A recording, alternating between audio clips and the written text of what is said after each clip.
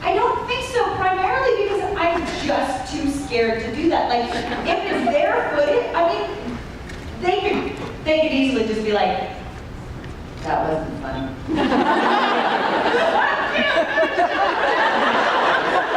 I never gonna work again. So no, there have been times when I just couldn't stop laughing.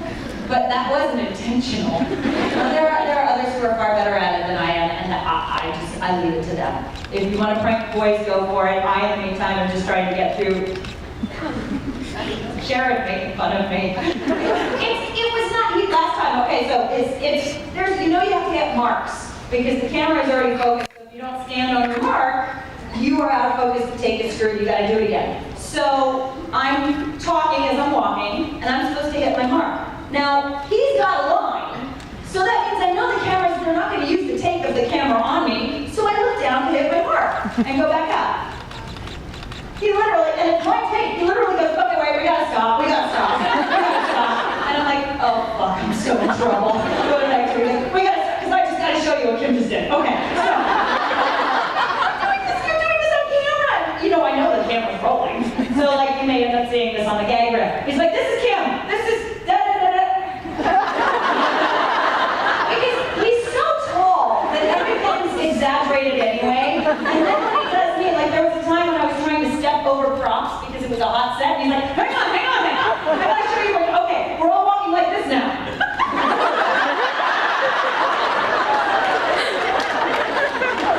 I'm just trying to do my job. So no, I don't need to play pranks on them because they kind of prank themselves. Thank you. Hi. What's your favorite supernatural monster? My favorite supernatural monster, Crowley.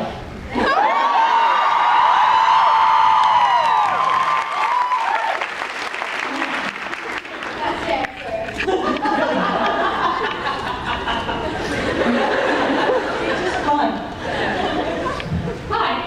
I wanted to know what was harder, working with the twins on Sweet Life or Jared and Jensen? 6 of one, half dozen of the other. I will be honest with you.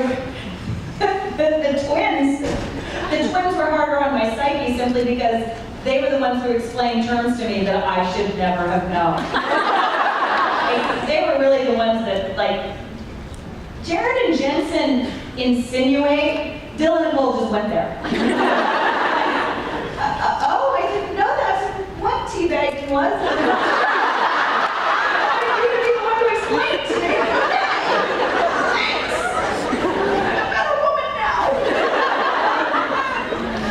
So yeah, it's the same story, just a decade apart.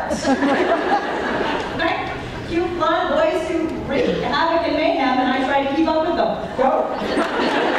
One's in a hotel, one's in a graveyard. Thank you. Yeah.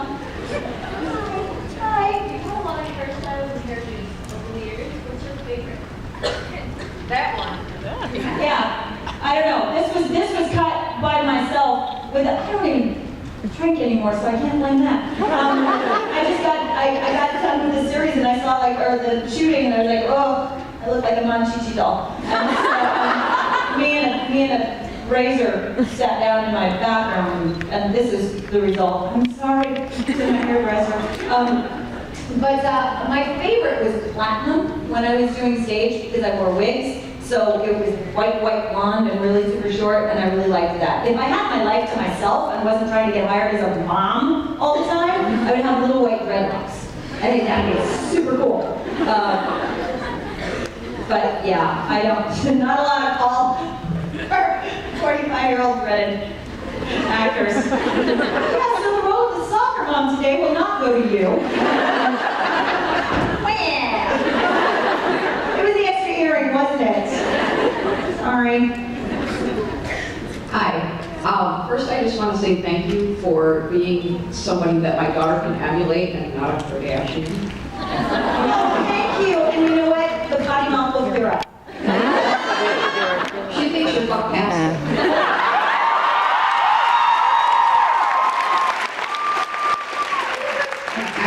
son to marry somebody like you because that's what I want for a daughter.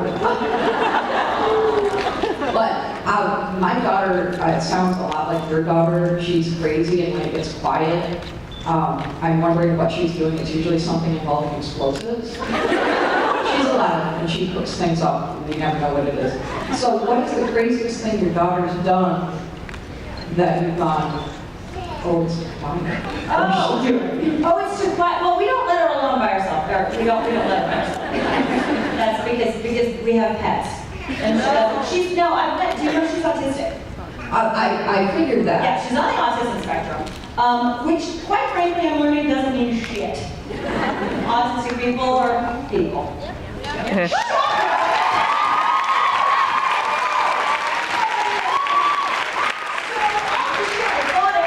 It doesn't mean. And all of the things I'm experiencing, my husband and I are like, is that autism or is it just, it's the, oh, you know what?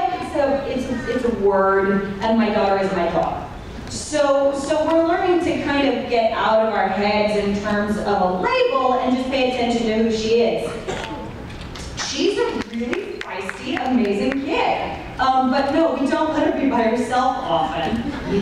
Yeah, let's see here. Something what's the most terrifying thing? Okay, this is not by herself, but this is just explaining and laying the groundwork for who my daughter is. And because I haven't been able to talk about my vagina yet. So, she's 5, and she's like starting to test boundaries and a little late language, and so she's like, what's this? She's in the bath, by the way. We're in the bath, we were taking a bath together, and she's like, what's this? I said, that's your cheek. And she goes, what's that? I said, that's my cheek. And I'm standing up, we're drying off, and she's like, what's this? I said, that's your ear. She's like, that's my ear. And she goes, what's that? I said, that's my vagina. She goes, I have a vagina. I said, yes, you do. She goes, Daddy doesn't have a vagina. I said, no. She goes, just girls have vagina? I said, yeah, just girls have vagina. She goes, high five, vagina.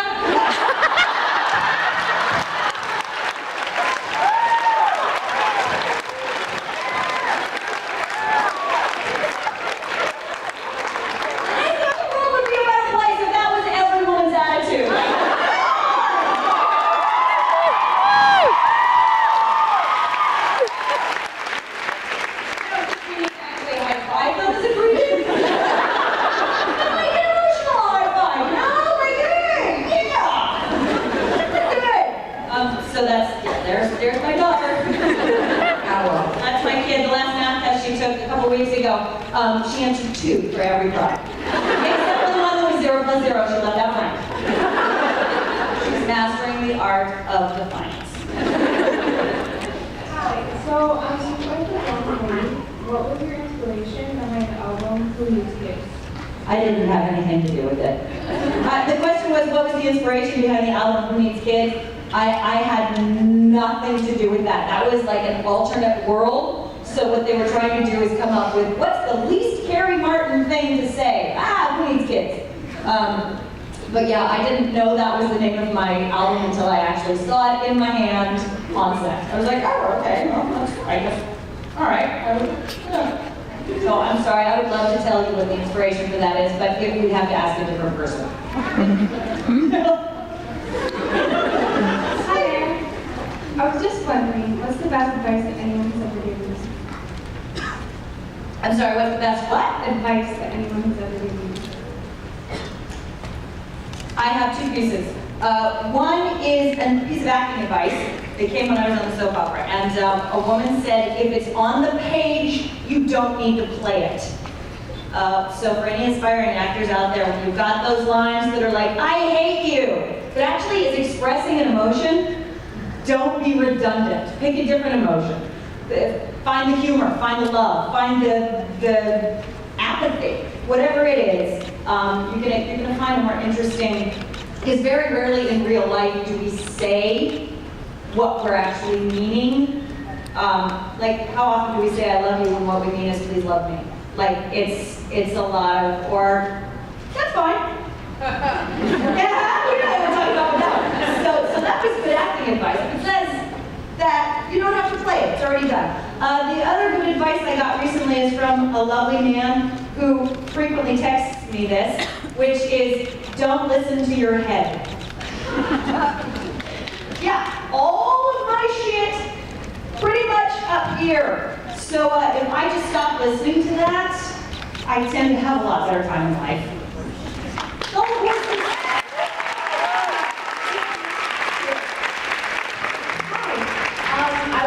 Everyone knows that Bobby and Sheriff Jody had a little thing together, and I was wondering how much you miss that since he passed. Oh my God, yes. I didn't think I was ever going to be back after they killed him. I was like, well, why would they need me? Like, it was such a great, it was an odd sort of honeymooners relationship. Honestly, I found you guys so adorable because Bobby really did need someone there for him, and you were always there for him. He was there, and yet at the same time, like, complete opposites. Complete opposites. That's what made you guys like perfect, though. Yeah. And now I miss that. I miss that too. And it's fun when I see Jim at conventions because, like, he was so lovely to play off of and to play with, and it was so much fun. So yeah, I do. I miss that, and I miss that for Jody. I'm glad she's got Alex now, but I miss her having a partner because she's always being supportive of everybody else, and she doesn't have anybody to support her. And the one time she tried to find somebody, she was puking blood on the bathroom floor. Bobby. Right? Well, that means I have to die, okay? Let's There are other potential things out there that could happen. I don't.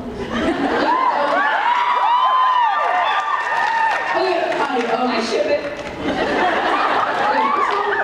You are wonderfully insane. Second, friend wants me to ask, you seem to really like shooting zombies in the head. Do you play zombie video games? And I'm adding that, do you do zombie bars? I don't play any video games because because they've become so advanced. Like the last video game I played was Atari. Video games now, like my daughter used to take drumming lessons and they had video games out in the lobby while she was off beating the shit out of stuff. And I couldn't even, I'm like, I can't make Crash Bandicoot move. And it says it's like 6 to 12. I can't work it, I can't figure it out, and I take it way too personally. Like any of the scary stuff, I'm like, like you're not supposed to look away from video games. Apparently bad things happen. So, no, I'm not a gamer. I admire gamers. I admire gamer culture, especially since there's such an uphill battle for women in it. So my heart is with gamer culture, but my body is not. Sorry, I know, kind of like hackers. Like my heart is with the hackers, but I don't know shit about computers. Sorry. Thank you. Thank you. Am I all done? There's no one else that wants to talk to me. I will rant. Hi. First off, I just want to let you know that me and my dad watched Supernatural together, and Sheriff Rhodes is like his absolute favorite character. He's in love with her, and she's beautiful. Well, she's single now. Oh my God. And my question is, if you could be any female superhero ever, like who would you be? If I could be any female superhero ever. This is such a cliche thing, but you gotta understand. I grew up in the 70s. I want to be Wonder Woman. Sorry, I could wear sensible fucking shoes. Like, seriously, there's a lot to be said for shoes that will kick the shit out of somebody, but like at least have a heel you can run in. Right. Now I'm going. Oh, no, I'm not. No, the thing is going. You got the other one. Okay. Hi. Hi. Okay, let's go over there. Let's go. So, hi. Before I ask my friend, let me tell you they have a great butt. And like, I didn't really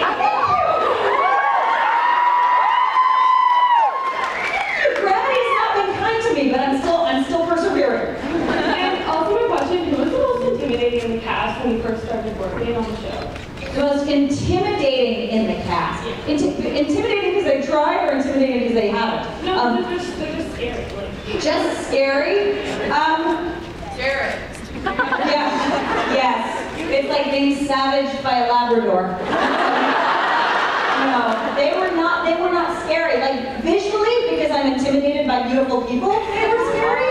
Like I shouldn't. Like I'm not worthy. Like they're really full on wasn't I'm not worthy thing. But nobody was really scary. I would like to tell you they were, but nobody's scary in the cast that I've worked with. There may still be potential. I'm sorry, even Mark, not scary. As hard as he may look at it, he's lovely. Thank you. You're just as beautiful as Jared. Thank you. God love you for a liar. This is the last question, a very important last question for the panel. No pressure. If you could play any other character on Supernatural, who would you play? Ooh, Lucifer. All right,